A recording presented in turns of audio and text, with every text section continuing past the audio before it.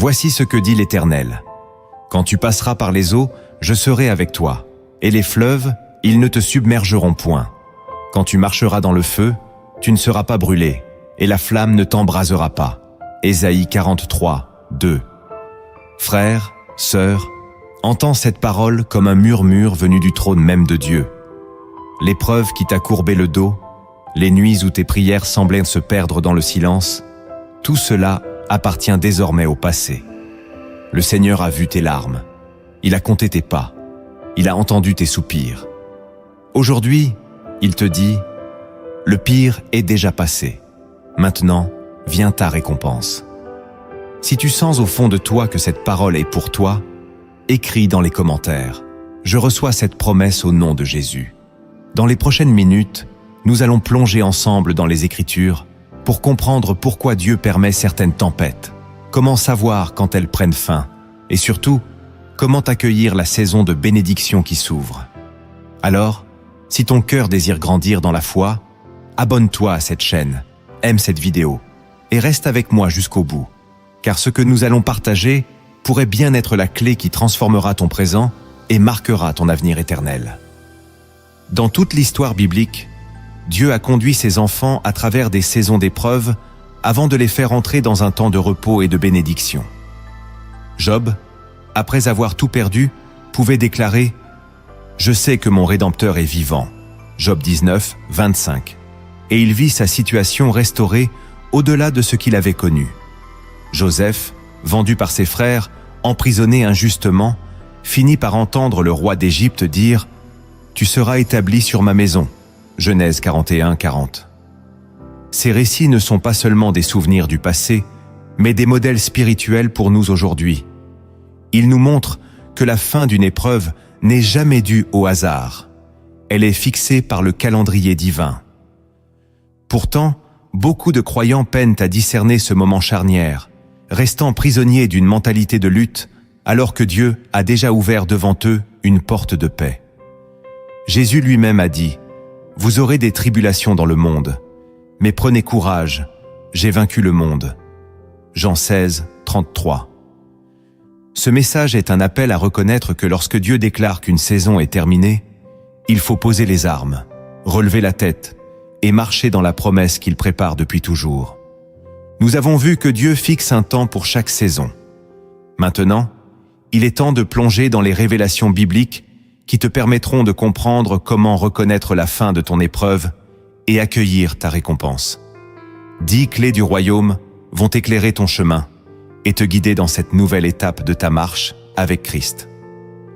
La première révélation biblique que tu dois saisir pour comprendre la fin de ton épreuve. Lorsque Dieu déclare qu'une saison est terminée, il ne se contente pas de mettre un point final aux circonstances extérieures. Il opère d'abord un changement intérieur. C'est ainsi que tu peux discerner le passage d'une étape à une autre. La paix commence à remplacer l'angoisse. Même si autour de toi, rien ne semble encore avoir changé. Jésus a dit « Je vous laisse la paix. Je vous donne ma paix. Je ne vous donne pas comme le monde donne. » Jean 14, 27. Ce n'est pas une simple absence de conflit, mais une force silencieuse qui garde ton cœur et ton esprit. Comprendre cette vérité, c'est savoir que la délivrance ne commence pas à la manifestation extérieure, mais au moment où Dieu t'imprime sa paix dans l'âme. Job, au cœur de sa souffrance, a cessé de contester Dieu et a choisi de se taire, reconnaissant « J'ai parlé, sans les comprendre, de merveilles qui me dépassent. » Job 42, 3. Cette soumission intérieure a précédé sa restauration matérielle. Lorsque ton épreuve touche à sa fin, le Saint-Esprit t'amène à abandonner tes armes intérieures, à déposer ta colère, à relâcher tes questions sans réponse. Tu commences à voir tes ennemis différemment, non plus comme des obstacles, mais comme des instruments involontaires de ton élévation. Ce basculement de perspective est une marque claire que la main de Dieu agit déjà. Car l'ennemi voudrait te faire croire que tu es toujours prisonnier de la saison précédente, mais le ciel sait que tu es déjà sorti de la prison. Paul et Silas, enchaînés dans les profondeurs d'une prison, chantaient des louanges à minuit. Acte 16, 25. Leurs chaînes sont tombées après, mais leur cœur était déjà libre avant que les portes ne s'ouvrent. Voilà pourquoi la première révélation biblique est de reconnaître la paix surnaturelle, comme le signal du ciel. Si tu sens cette paix s'installer, même au milieu de défis non résolus, alors sache que tu es déjà en train de traverser vers ta récompense. Garde-la, nourris-la par la prière et la méditation de la parole, car c'est elle qui te permettra de franchir les derniers mètres de ton désert et d'entrer dans ta terre promise.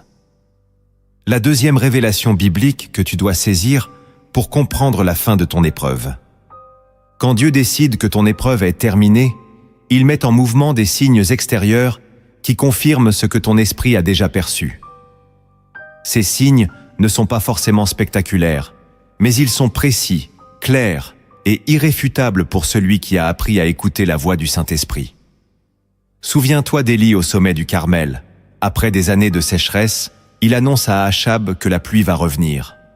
Pourtant, ce n'est pas l'orage qui apparaît d'abord, mais un petit nuage, semblable à la paume de la main d'un homme.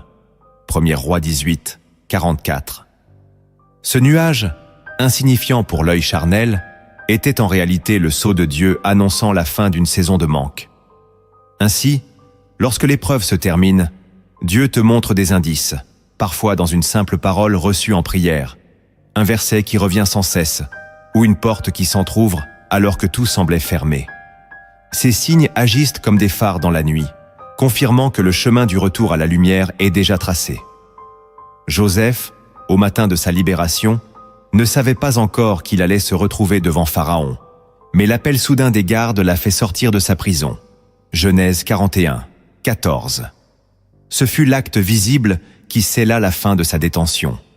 L'erreur de beaucoup de croyants est d'attendre que tous les murs tombent d'un seul coup, alors que Dieu préfère parfois envoyer un signe discret avant de déployer sa pleine délivrance. Reconnaître ces signaux, c'est s'accorder au langage du ciel. Et pour cela, il faut rester attentif, comme le veilleur qui attend l'aurore, refusant de se laisser distraire par les ombres qui s'attardent. La deuxième révélation biblique, c'est donc de discerner les confirmations extérieures comme autant de preuves que Dieu a déjà signé la fin de ton épreuve dans l'invisible. Elles sont les avant-goûts de la victoire qui vient, les prémices d'une récolte abondante, et elles te demandent de marcher par la foi, sans attendre de tout voir pour croire. La troisième révélation biblique que tu dois saisir pour comprendre la fin de ton épreuve. Lorsque Dieu clôt une saison d'épreuve, il t'accorde une force renouvelée pour reprendre ce que la tempête avait affaibli. Cette force n'est pas seulement physique, mais avant tout spirituelle et émotionnelle. Ésaïe déclare « Mais ceux qui se confient en l'Éternel renouvellent leur force. Ils prennent leur vol comme les aigles. Ils courent et ne se lassent point. Ils marchent et ne se fatiguent point. » Ésaïe 40, 31. C'est ce souffle nouveau qui te permet de te relever, même si les traces du combat sont encore visibles.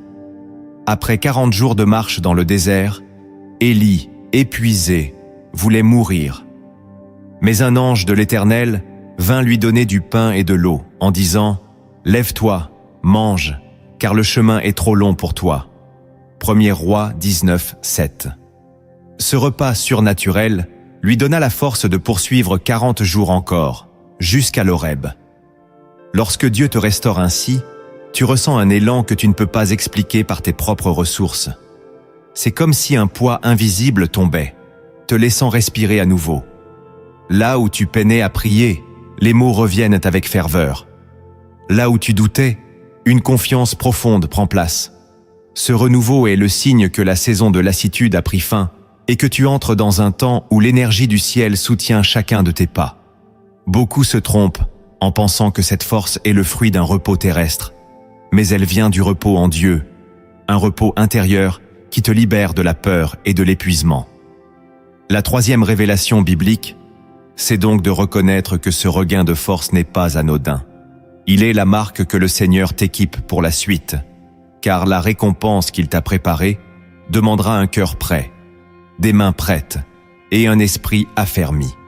Et si aujourd'hui, tu sens cette vigueur nouvelle monter en toi, sache que tu n'es plus dans la vallée de l'ombre, mais déjà sur le sentier de la victoire.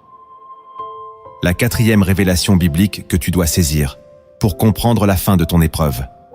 Quand Dieu met un terme à ton épreuve, Il ouvre devant toi des portes que personne ne peut fermer.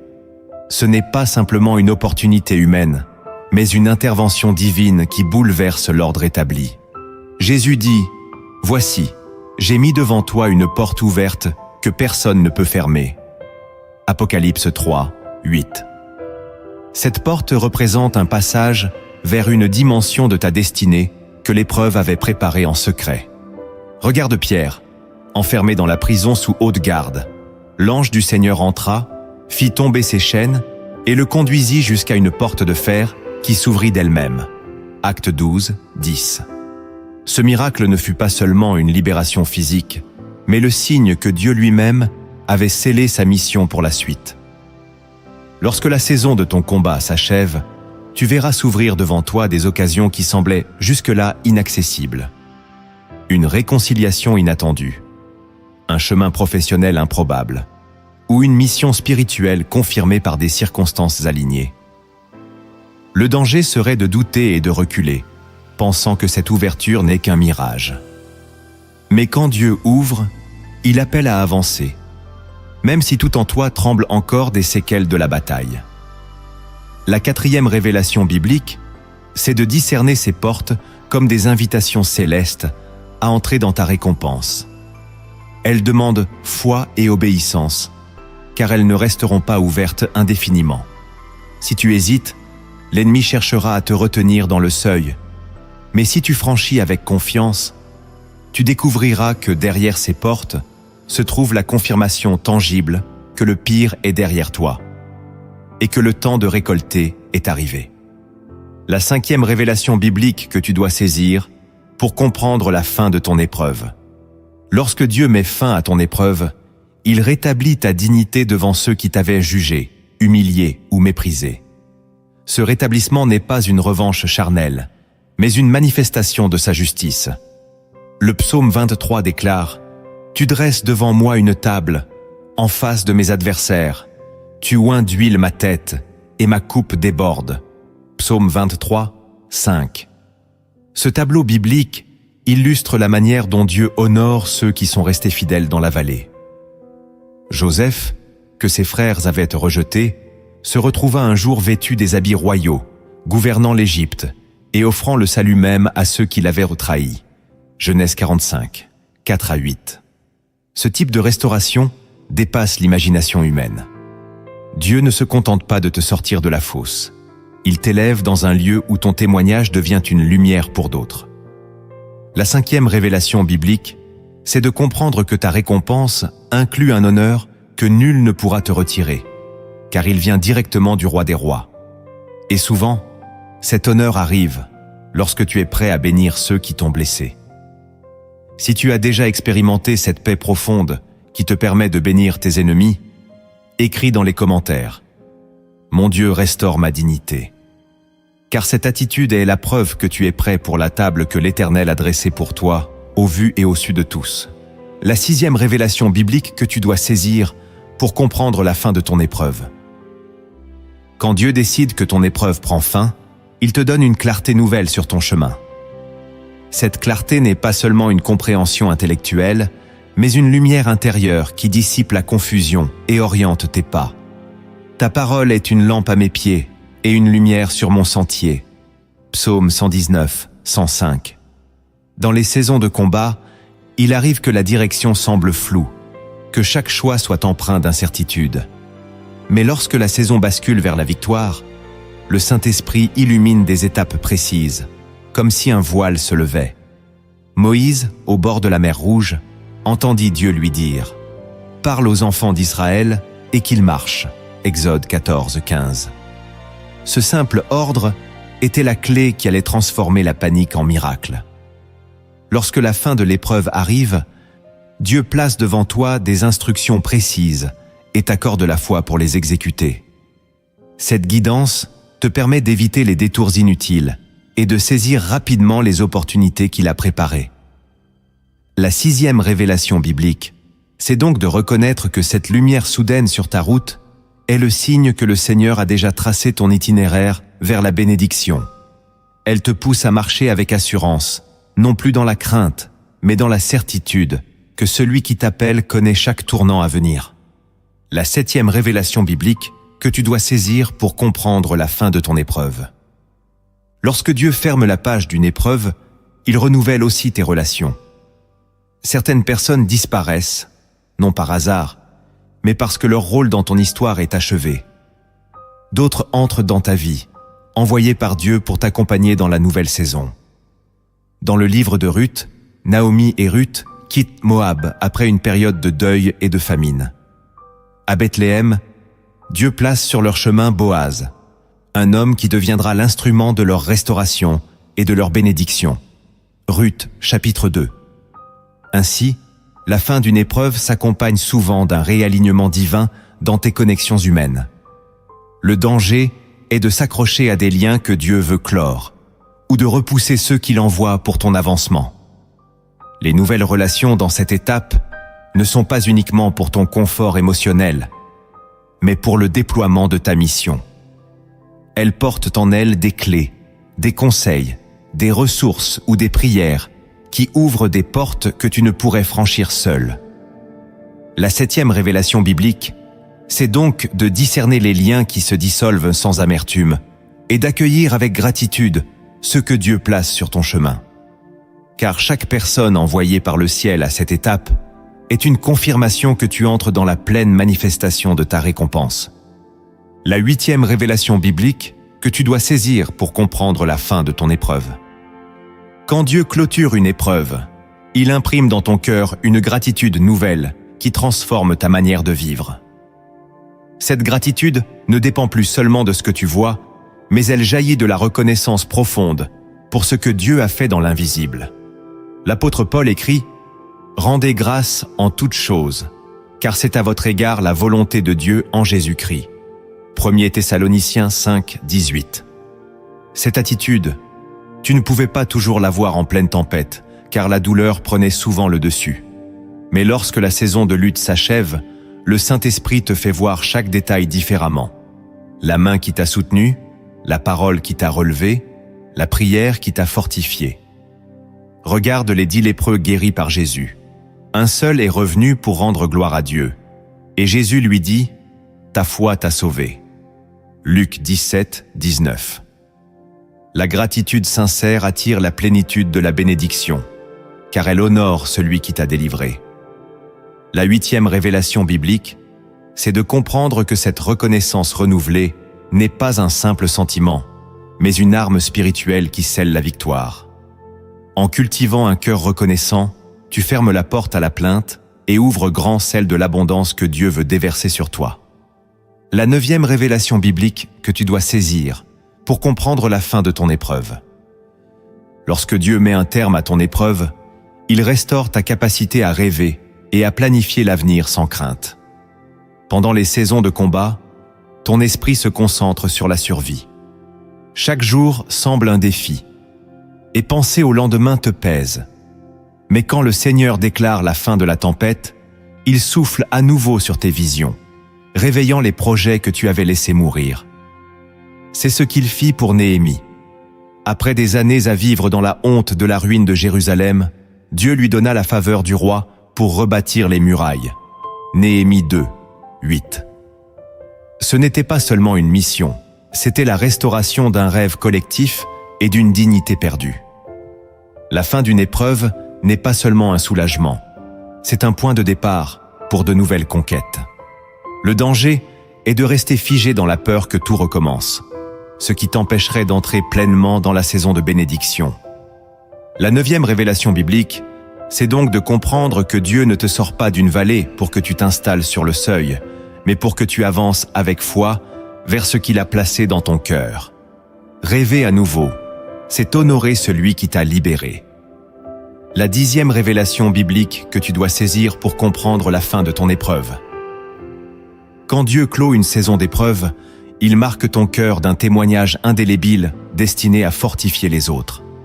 Ce témoignage devient une arme spirituelle, car il porte la preuve vivante que la fidélité de Dieu dépasse les limites humaines. Ils l'ont vaincu à cause du sang de l'agneau et à cause de la parole de leur témoignage. Apocalypse 12, 11. Ce n'est pas une histoire que l'on raconte pour impressionner, mais une mémoire sacrée qui rappelle que l'obscurité n'a pas eu le dernier mot. Regarde l'aveugle né guéri par Jésus. Face aux pharisiens incrédules, il déclara simplement « J'étais aveugle, maintenant je vois ». Jean 9, 25. Ces mots, courts mais puissants, résumaient la gloire de Dieu mieux qu'aucun discours théologique. À la fin d'une épreuve, Dieu te confie cette clé. Ton vécu devient une semence pour d'autres captifs, leur prouvant que la délivrance est possible. Le danger est de garder pour toi ce que Dieu veut utiliser pour libérer. La 10e révélation biblique, c'est donc d'oser partager sans crainte, même si les cicatrices sont encore visibles, car elles sont la preuve que tu as survécu.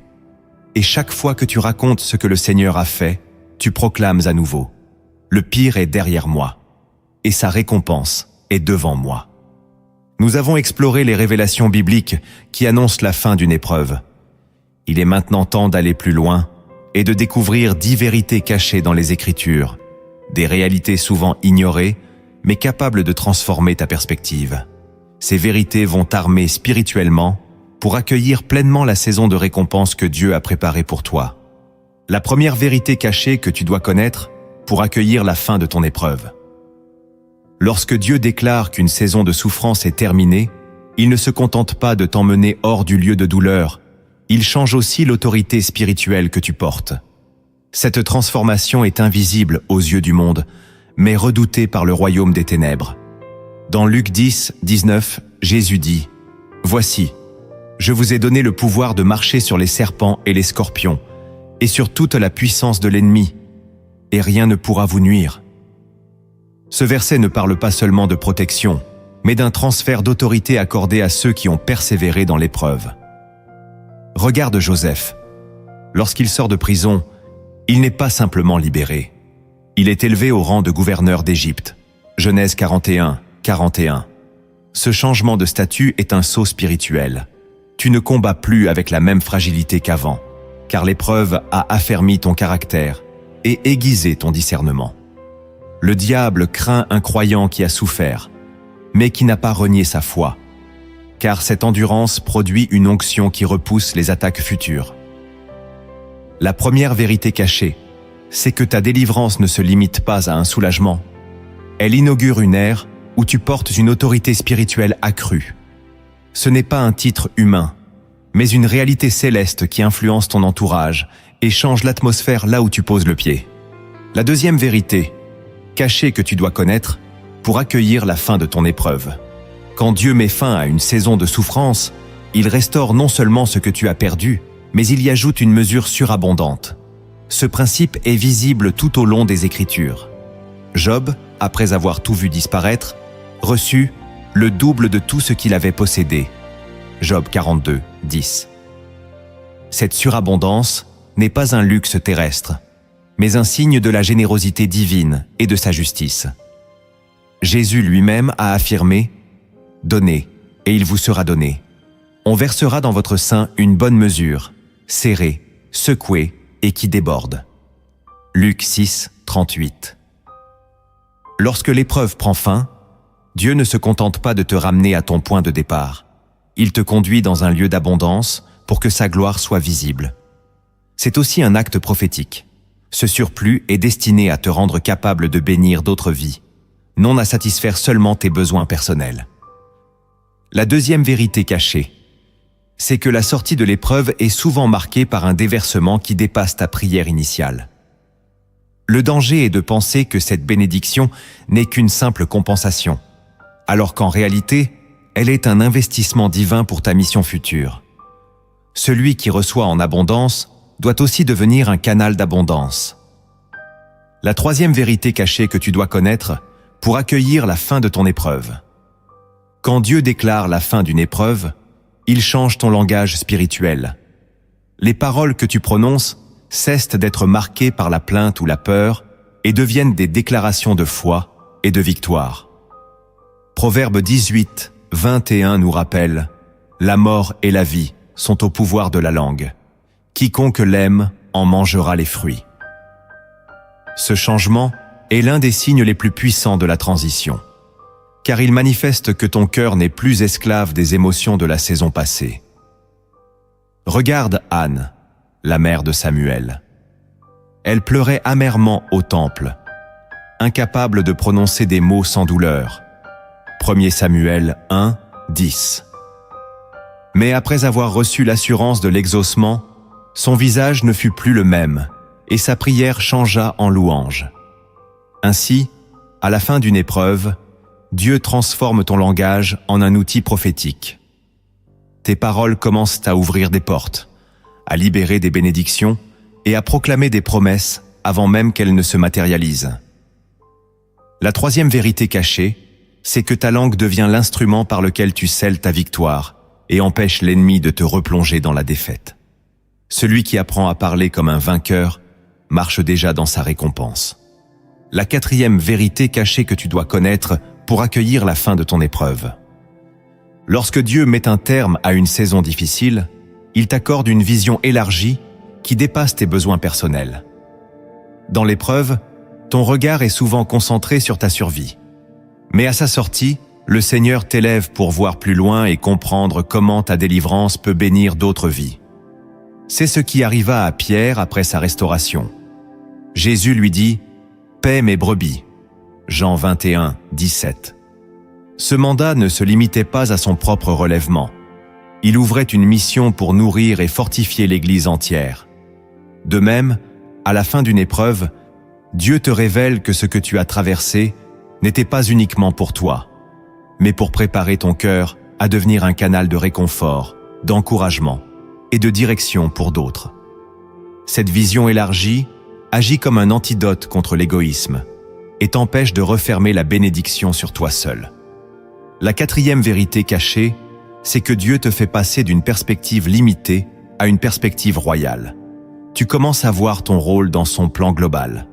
Et cette conscience nouvelle transforme ta victoire personnelle en un témoignage porteur de vie pour une multitude. La cinquième vérité cachée que tu dois connaître pour accueillir la fin de ton épreuve. Lorsque Dieu clôt une épreuve, il réorganise ton environnement pour qu'il serve ta destinée et non ton passé. Ce réalignement peut concerner ton lieu, ton entourage ou même ton rythme de vie.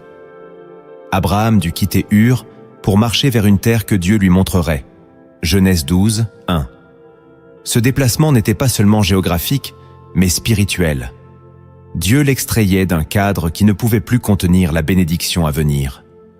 À la fin de ton combat, le Seigneur peut t'amener à changer d'espace, de mentalité ou de cercle d'influence, afin que la récompense ne soit pas étouffée par les anciennes limitations.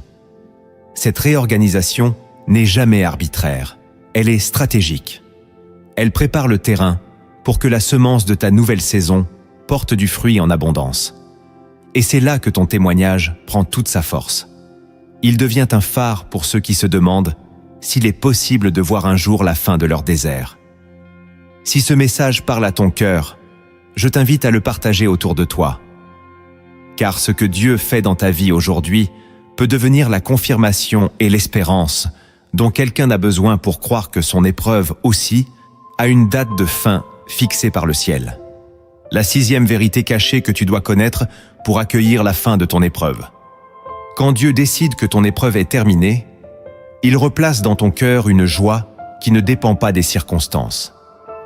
Cette joie est un indicateur puissant que tu es entré dans une nouvelle saison, car elle dépasse la logique et résiste au vent contraire. Néhémie déclara au peuple « La joie de l'Éternel sera votre force ». Néhémie 8, 10. Pendant les périodes de lutte, il est fréquent que la joie soit étouffée par le poids des soucis. Mais lorsque la saison bascule, une joie profonde se met à couler à nouveau, comme une source qui jaillit du rocher. Paul et Silas, après avoir été battus et enchaînés, chantaient des cantiques au cœur de la nuit. Acte 16, 25. Leur joie ne venait pas d'une libération physique, qui n'avait pas encore eu lieu, mais de la certitude que Dieu régnait sur leur situation. Cette joie nouvelle est une arme spirituelle. Elle désarme la peur, étouffe le découragement et attire la présence de Dieu. La sixième vérité cachée, c'est que si tu ressens cette joie surnaturelle se rallumer en toi, Même si tout n'est pas encore parfaitement en ordre, c'est le signe que ton esprit a déjà franchi la ligne de victoire et que ton épreuve appartient désormais au passé. La 7e vérité cachée que tu dois connaître pour accueillir la fin de ton épreuve. Lorsque Dieu met fin à ton épreuve, il réveille en toi un zèle nouveau pour le servir. Ce zèle n'est pas une simple motivation émotionnelle, mais un feu intérieur alimenté par la gratitude et la reconnaissance. L'apôtre Paul exhortait « Soyez fervents d'esprit, servez le Seigneur » Romains 12, 11. Après une saison de combat, il est naturel que la fatigue et les blessures laissent des traces. Mais lorsque Dieu proclame la fin, son esprit souffle de nouveau sur ta mission, et là où tu avais ralenti, tu retrouves une passion intense pour prier, témoigner, aider et bâtir. Regarde Pierre après sa restauration. Lui qui avait renié Jésus se leva à la Pentecôte pour annoncer l'Évangile avec une audace qui toucha des milliers de cœurs. Actes 2, 14 à 41. Ce feu ne vient pas de toi, mais du ciel, et il est destiné à impacter des vies autour de toi. La 7e vérité cachée, c'est que le rétablissement complet ne se mesure pas seulement à ta paix intérieure, mais aussi à la vigueur avec laquelle tu reprends ton service pour Dieu. Ce zèle renouvelé est une preuve vivante que ton histoire n'est pas finie et que la saison qui s'ouvre sera marquée par une fécondité spirituelle plus grande que la précédente. La 8e vérité cachée que tu dois connaître pour accueillir la fin de ton épreuve. Lorsque Dieu met fin à une saison difficile, il place dans ton cœur une compassion nouvelle envers ceux qui traversent encore la vallée. Cette compassion n'est pas de la pitié, mais une compréhension profonde née de l'expérience. Paul écrit « Béni soit Dieu, le Père des miséricordes, et le Dieu de toute consolation, qui nous console dans toutes nos afflictions, afin que nous puissions consoler ceux qui se trouvent dans quelque affliction. » 2 Corinthiens 1, 3 à 4. Après l'épreuve, tu deviens plus attentif aux blessures des autres, plus patient avec leurs faiblesses, car tu sais ce que signifie être au bord du découragement. Cette compassion est un trésor que Dieu utilise pour prolonger l'impact de ta victoire au-delà de ta propre vie. Regarde Moïse.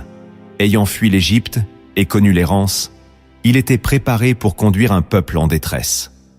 La 8e vérité cachée, c'est que ta délivrance te transforme en canal de réconfort.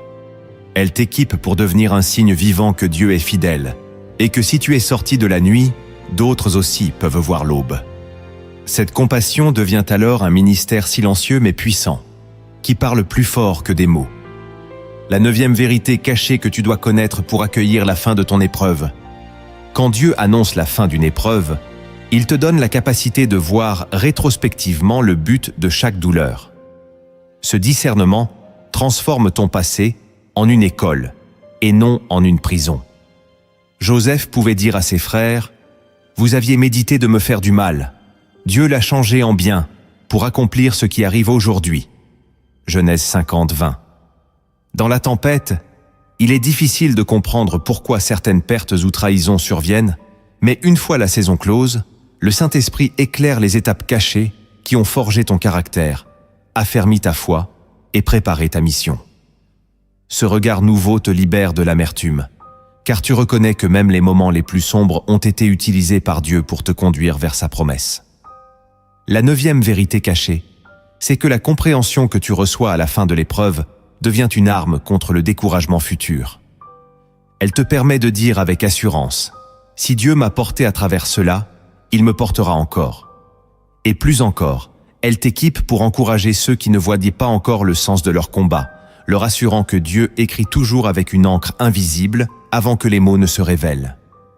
La 10e vérité cachée que tu dois connaître pour accueillir la fin de ton épreuve. Lorsque Dieu scelle la fin d'une saison de lutte, il t'amène à un niveau de confiance où la peur de l'avenir disparaît. Cette confiance ne repose plus sur ce que tu peux contrôler, mais sur la fidélité de celui qui t'a déjà délivré. Le psalmiste déclare « L'Éternel combattra pour vous, et vous, gardez le silence. » Exode 14, 14. Après une épreuve, le cœur humain a tendance à rester sur la défensive, craignant que le malheur frappe à nouveau. Mais quand Dieu agit pleinement, Il t'enseigne à marcher dans une paix durable, même face aux incertitudes. Regarde David. Après avoir fui Saül pendant des années, il reçut l'onction royale et régna avec assurance, sachant que le même Dieu qui l'avait protégé dans le désert le garderait sur le trône. 2 Samuel 5, 3. La 10e vérité cachée, c'est que ta confiance en Dieu devient inébranlable, non pas parce que la vie est exempte de défis, mais parce que tu sais que sa main ne t'abandonnera jamais. Ce repos intérieur est la preuve finale que l'épreuve est derrière toi et que tu marches désormais dans la lumière de ta récompense. Nous avons exploré les signes et les vérités cachées qui marquent la fin d'une épreuve. Il est maintenant temps de passer de la compréhension à l'action. Dans cette section, nous allons voir comment traduire ces révélations en actes concrets, pour que ta foi, ta prière et ta vie entière reflètent pleinement la récompense que Dieu a préparée. Le premier acte que tu dois poser pour accueillir la fin de ton épreuve. Tu dois décider, de façon consciente et irréversible, de fermer la porte à toute parole et à toute pensée qui rouvre les blessures du passé. Tant que tes conversations et tes méditations restent ancrées dans la douleur vécue, tu risques de prolonger toi-même une saison que Dieu a déjà déclarée terminée. L'apôtre Paul exhorte « Oubliant ce qui est en arrière et me portant vers ce qui est en avant, je cours vers le but. » Philippiens 3, 13 à 14. Fermer cette porte, ce n'est pas nier ce qui s'est produit, mais refuser de laisser ton identité se définir par l'épreuve. C'est un acte spirituel où tu remets consciemment chaque souvenir douloureux au pied de la croix, sachant que Christ l'a déjà porté. Cette décision peut te demander de changer tes habitudes, éviter certaines discussions, limiter le contact avec ceux qui aiment raviver tes plaies, et nourrir ton esprit de la parole plutôt que de tes émotions. Souviens-toi des Israélites. Dieu les avait libérés de l'Égypte, mais beaucoup restaient mentalement esclaves, regrettant même leur passé. Nombre 14, 4. Le premier acte, c'est donc de fermer le livre de la souffrance pour en ouvrir un nouveau, celui de la restauration. Ce geste libère ton cœur pour que la récompense promise trouve toute la place en toi. Le deuxième acte que tu dois poser pour accueillir la fin de ton épreuve. Tu dois aligner ta vie de prière avec la nouvelle saison dans laquelle Dieu t'introduit. Trop souvent, après une longue période de combat, nos prières restent centrées sur la survie, la demande d'aide et la protection. Mais lorsque l'Éternel déclare la fin de l'épreuve, il t'appelle à prier différemment, avec gratitude, autorité et vision. Paul écrit « Ne vous inquiétez de rien, mais en toute chose, faites connaître vos besoins à Dieu par des prières et des supplications, avec des actions de grâce. » Philippiens 4, 6. Dans cette phase, ta prière devient une proclamation des promesses et non une répétition des plaintes. Cela signifie remercier Dieu pour ce qu'il a déjà accompli, déclarer sa parole sur tes projets et bénir les œuvres de tes mains. Regarde Salomon lors de la dédicace du temple. Sa prière ne demandait pas la délivrance d'une crise, mais la bénédiction et la sanctification d'une nouvelle étape. 1er Roi 8.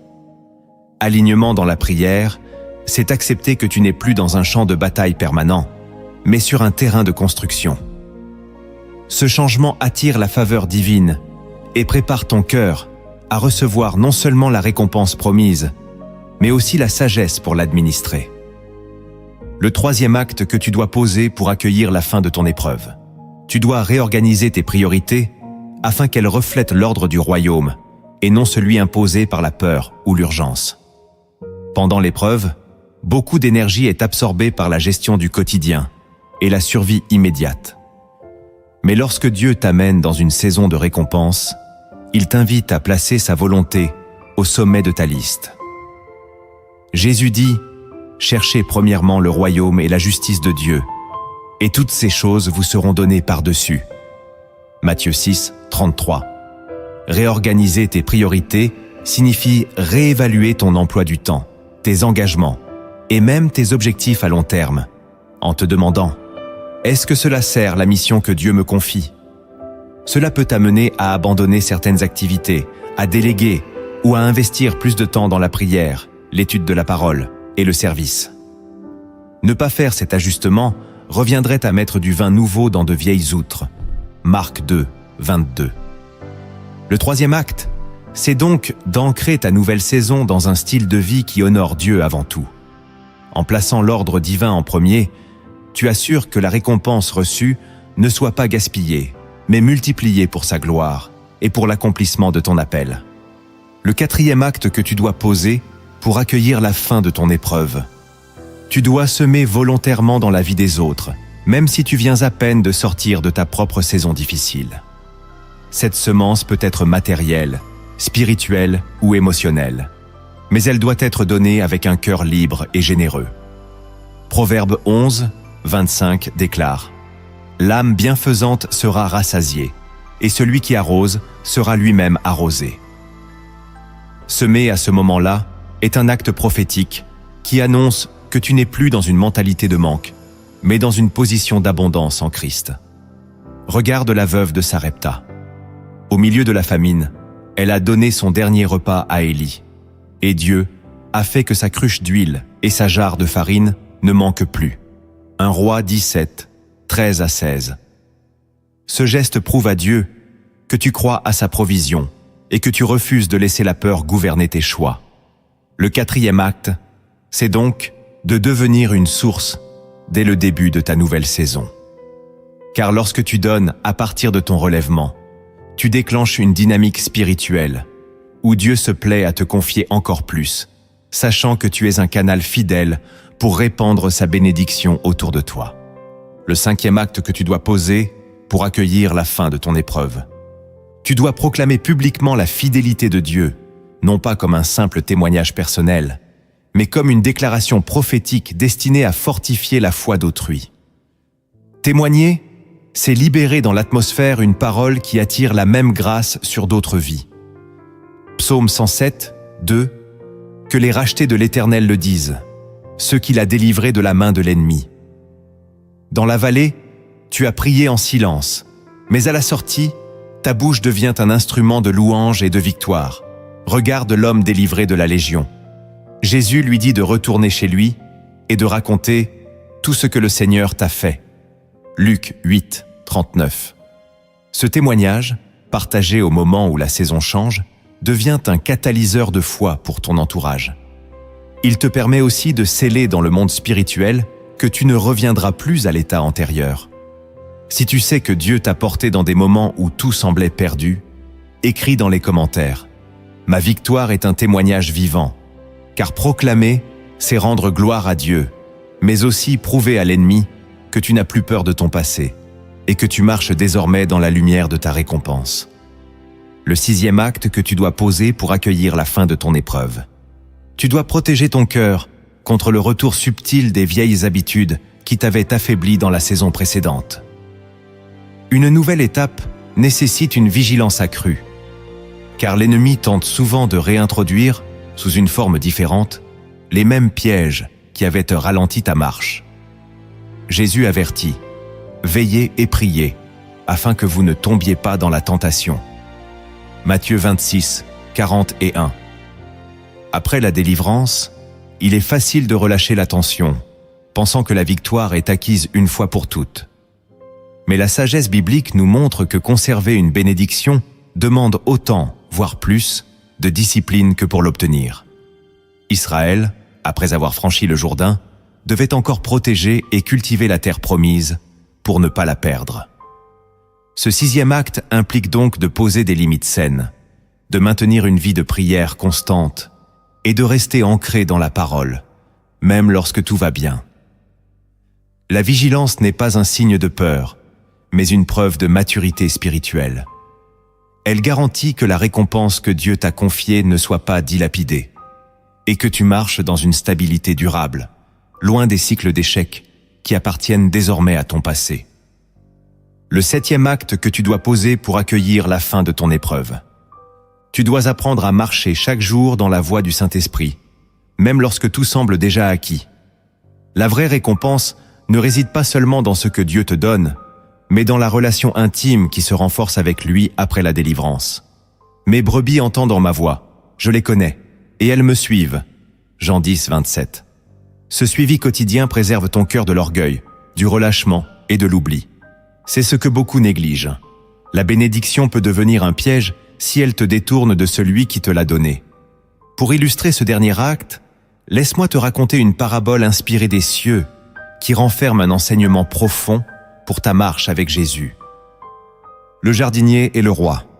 Il était une fois un jardinier fidèle qui servait un grand roi.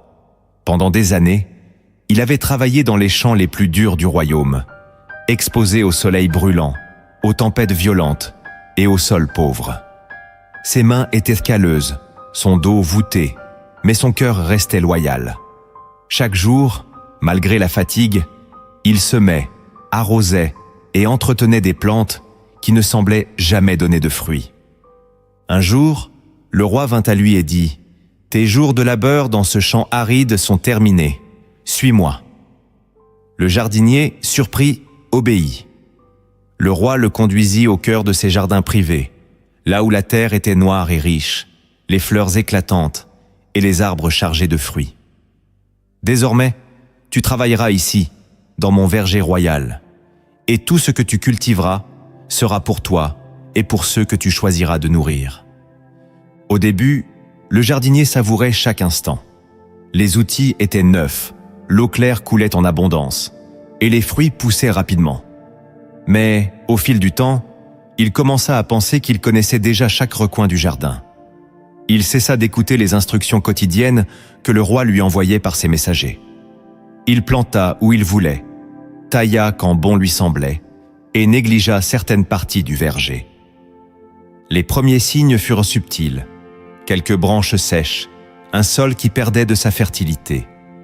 Mais, absorbé par l'abondance autour de lui, le jardinier ne vit pas que la beauté du jardin s'altérait. Un matin, le roi vint le voir et l'amena devant un arbre desséché. « Ce n'est pas le sol qui a manqué, ni l'eau, mais ton écoute. Je t'ai donné chaque jour des instructions pour que ce jardin reste prospère. Tu as cru que ton expérience suffisait et tu as oublié que c'est ma voix qui garde ce lieu vivant. » Le jardinier tomba à genoux, le cœur brisé. « Seigneur, pardonne-moi. Je croyais pouvoir préserver ce que tu m'avais donné par mes propres forces. » Le roi posa la main sur son épaule. « Je t'ai amené ici non seulement pour te récompenser, mais pour que tu apprennes à dépendre de moi chaque jour. Car la source de ton abondance n'est pas dans le jardin, mais dans ma parole. » Dès ce jour, le jardinier écouta attentivement chaque directive du roi, et le verger retrouva toute sa gloire. Cette parabole nous rappelle que la récompense de Dieu n'est pas un acquis figé, mais un espace à cultiver en suivant sa voie, jour après jour. Le 7e acte de transformation spirituelle, c'est de rester dépendant du Saint-Esprit, même dans l'abondance, car c'est lui qui garde et multiplie ce que Dieu a placé entre tes mains. Nous avons parcouru ensemble les signes, les vérités cachées et les actes de transformation spirituelle qui marquent la fin d'une épreuve. Nous avons vu que lorsque Dieu met un terme à une saison de combat, il ne se contente pas de fermer une porte, mais il en ouvre une autre vers un territoire nouveau où sa présence, sa paix et sa provision abondent. Ces étapes ne sont pas seulement des concepts spirituels, elles sont des clés concrètes pour marcher dans la récompense qu'il a préparée. N'oublie jamais que la fin d'une épreuve n'est pas un simple soulagement, mais une invitation à entrer dans une vie plus profonde avec Christ, où chaque bénédiction devient un témoignage de sa fidélité. Ce chemin, tu ne le parcours pas seul. Celui qui t'a délivré marchera avec toi jusqu'à ton dernier souffle. Avant de conclure, je veux prier avec toi. Cette prière est un acte de foi et de proclamation. Elle va sceller dans le monde spirituel que ton épreuve est terminée et que tu entres pleinement dans ta saison de récompense.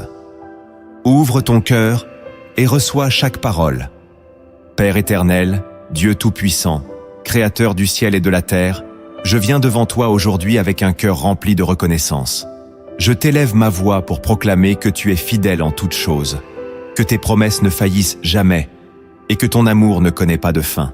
Seigneur, je t'adore pour les jours de joie comme pour les jours de combat, car je sais que dans toutes les saisons, tu es présent.